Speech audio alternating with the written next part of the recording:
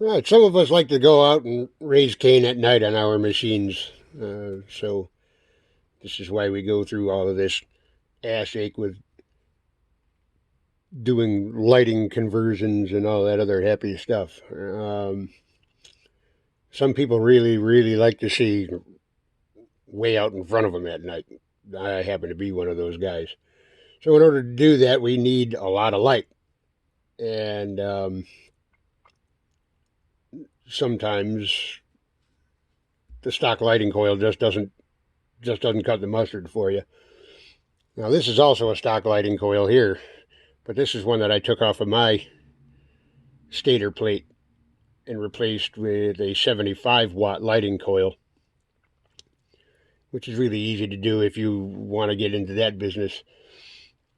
Get yourself a high output lighting coil.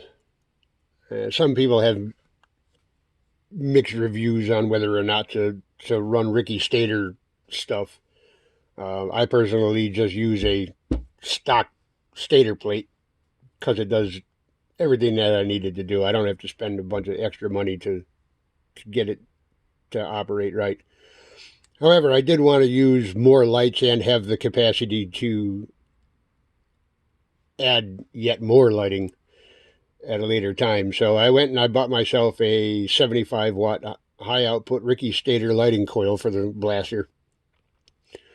And to swap that out is real easy. You just take off these two bolts,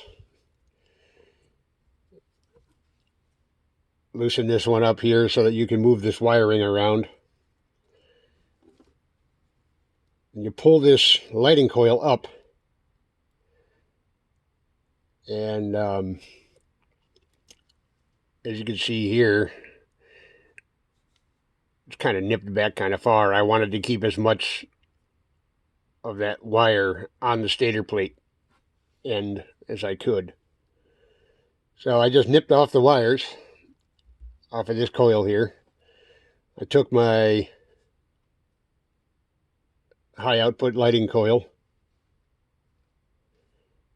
I soldered the wires back on, and I just bolted it back down to where it goes. Made sure that all the connections were clean and taped off or somehow electrically isolated so that it doesn't create any shorts or problems. And that's how you upgrade your lighting coil. Simple, straightforward.